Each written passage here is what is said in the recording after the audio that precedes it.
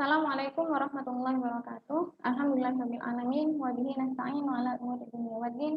Wassalatu wassalamu ala asyrofil anbiya wal mursalin sayyidina maulana Muhammadin wa ala alihi washabihi ajmain amma ba'du.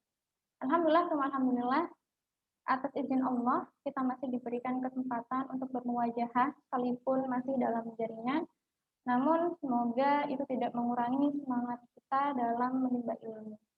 Nah, di dalam mata kuliah fikih dan usul fikih pada kali ini kita akan membahas terkait dengan maqasidus syariah. Insya Allah semuanya sudah sering mendengar kata maqasidus syariah. Nah, sebagian orang itu mengatakan bahwasanya ketika kita ingin menjalankan sesuatu, menjalankan sebuah aktivitas, maka kita perlu mengetahui dulu apa maksud dari adanya syarat ini, atau ada maslahat apa yang akan kita dapatkan ketika kita menerapkan sebuah hukum yang seperti ini. Nah, maka di sini, benarkah ketika kita menjalankan sebuah hukum, kita harus mengetahui hikmahnya? Haruskah kita mengetahui maslahatnya? Nah, itu akan kita bahas pada pertemuan kita ini. Nah, maqasidus syariah menurut Yasir Auda merupakan maksud atau tujuan yang melatar belakangi ketentuan-ketentuan hukum Islam. Memang kita perlu yakini bahwasanya setiap apa yang disyariatkan oleh Allah itu pasti memiliki tujuannya masing-masing. Pasti memiliki kemaslahatan atau hikmah yang terkandung.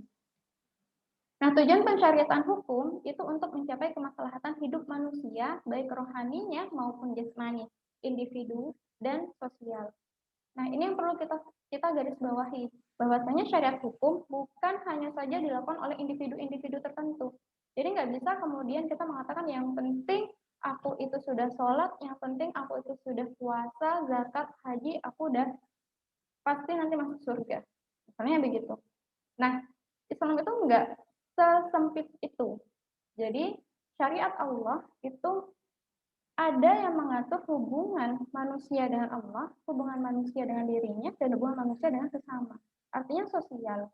Nah, bagaimana sistem ekonomi kita, bagaimana sistem perpolitikan kita, sistem hukum, pendidikan, dan lain sebagainya, yang semua itu harus kita kembalikan bagaimana Allah itu mengatur. Nah, makanya di sini adanya maqasidus syariah perlu kita pahami. Karena memang bukan hanya untuk aspek individu saja, tetapi bagaimana kita bisa menerapkan secara keseluruhan. Konsep maqasid syariah menurut Taqiyuddin An-Nabhani mengatakan bahwa maslahat merupakan hikmah atau akibat penetapan syariah, bukan ilat penetapan syariah. Nah, ini menjawab pertanyaan tadi di awal tadi. Nah, sehingga ketika kita melakukan sesuatu, selama itu merupakan dalil syara, maka kita harus menjalankannya. Sekalipun kita masih belum tahu apa hikmah di balik itu semua. Apa maslahat yang kemudian akan kita dapatkan. Karena memang ketika kita melakukan syariah, hikmah itu bukanlah ilat. Jadi hikmah itu hanya sebagai bonus saja, atau ya akibat ketika kita sudah menerapkan hukum-hukumnya Allah. Nah, konsep dari An-Nabhani mengatakan bahwa maqasid syariah merupakan tujuan dari syariat secara keseluruhan, bukan tujuan syariat sebagai satu persatu hukum. Jadi ketika kita mendapatkan sebuah hukum, maka maqasid syariah akan tercapai ketika syariah itu dilaksanakan secara sempurna atau dilaksanakan secara menyeluruh dari segala aspek. Nah, pandangan An-Nabhani ini itu mencakup 4 prinsip penting di dalam maqasid syariah. Yang pertama adalah kemaslahatan merupakan hikmah atau akibat penerapan syariah. Yang kedua, maqasid syariah adalah tujuan dari syariat sebagai keseluruhan. Jadi, kenapa di sini dikatakan keseluruhan? Karena ketika kita, misalnya, kita ingin menerapkan hukum ekonomi Islam, kita nggak bisa hanya fokus membangun ekonominya saja, tetapi kita perlu melihat pelaku ekonominya itu siapa. Berarti kita sudah melihat aspek individu-individu yang akan menjalankan, atau bahkan masyarakat yang akan menjalankannya seperti apa. Atau juga bahkan negara, bagaimana negara bisa mengatur sistem keuangannya yang dia itu sistem keuangan Islam. Moneternya adalah moneter yang sesuai dengan Islam. Nah, sehingga tadi ketika kita kembalikan lagi kepada pelakunya, nah maka pelaku-pelaku ini yang dia sudah memiliki akidahnya yang lurus, dia sudah memahami bahwasanya apapun yang dilakukan pasti akan dimintai pertanggungjawabannya oleh Allah, maka dia tidak akan berani untuk berbuat bohong, berlaku curang. Nah, berarti di sini individunya harus didekatkan dengan yang namanya ketakwaan. Nah, untuk mendapatkan juga teori-teori ekonomi, selain kita belajar individu atau dengan kelompok, itu juga perlu didukung dengan adanya sistem pendidikan. Nah, bagaimana sistem pendidikan memberikan kurikulum-kurikulum yang memang basisnya untuk mempelajari ekonomi Islam. Nah, itu teori-teori itu harus didapatkan. Nah, kemudian juga dari segi aspek hukum. Bagaimana hukum mengatur ekonomi Islam ini? Misalnya dari pengelolaan sumber daya alam. Sumber daya alam yang kemudian harus dikelola oleh negara dan dikembalikan kepada rakyat. Nah, ini tidak boleh dikuasai oleh asing atau diperjualbelikan atau dengan ada istilah tanda kutip kerjasama dengan asing. Nah, ini juga perlu yang namanya hukum Islam. Itu butuh sistem yang memang saling berkaitan satu dengan yang lainnya. Nah, sehingga nanti maqasidus syariah itu bisa tercapai karena penetapan atau penerapan hukum syariah secara menyeluruh.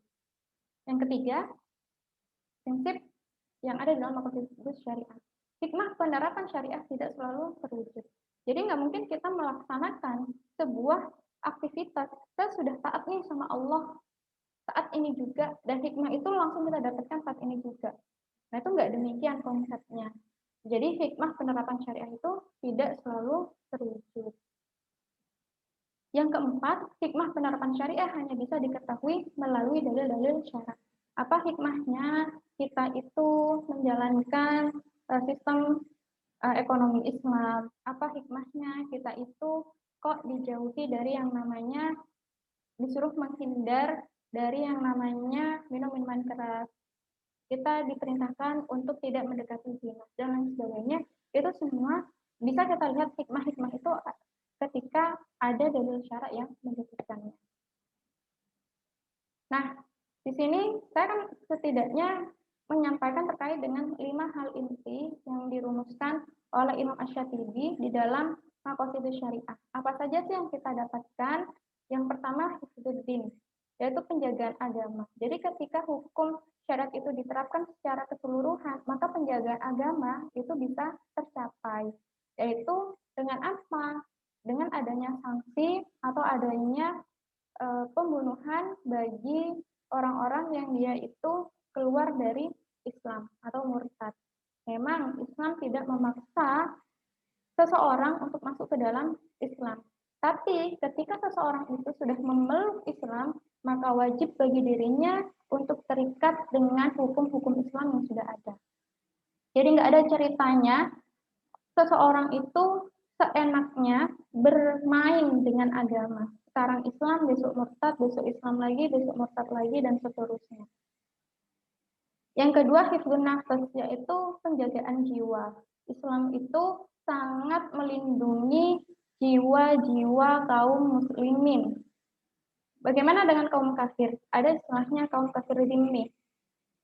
Dia orang non-muslim, tetapi mau tunduk di dalam negara Islam. Dan itu haram darahnya untuk ditumpahkan karena dia sama posisinya sebagai kaum muslimin, dia dilindungi di dalam negara Islam.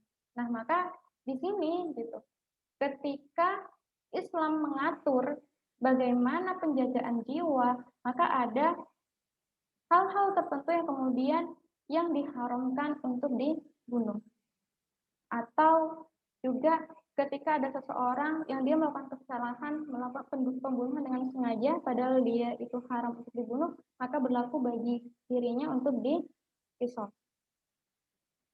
Yang ketiga ada hifdzul akal. Bagaimana Islam itu menjaga agama dengan adanya apa? Penerapan pelarangan miras, minuman keras atau narkoba dan lain sebagainya, yaitu untuk menjaga akal manusia. Yang keempat, hifdzun nasl, menjaga keturunan.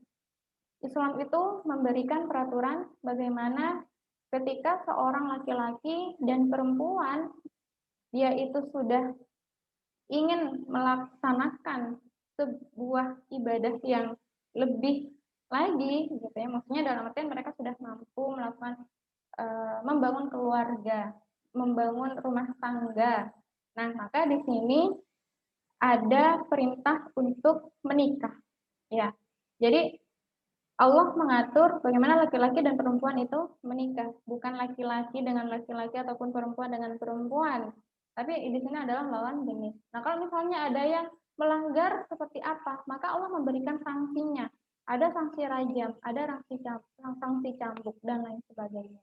Nah, itu untuk menjaga keturunan. Yang kelima, yaitu ada hifdzul mal, menjaga harta. Jadi bagaimana Islam itu mengatur supaya kaum muslimin ataupun orang-orang yang dia itu mempercayai Islam, dia tunduk kepada Islam, maka dia wajib untuk mencari harta yang halal dengan cara-cara yang baik yang dibenarkan di dalam syariat. Dia dilarang untuk mencuri. Nah, kalau misalnya ada yang kejadian seperti itu, ada kejadian pencurian, maka apa yang harus dilakukan? Maka Islam memiliki sanksi potong tangan.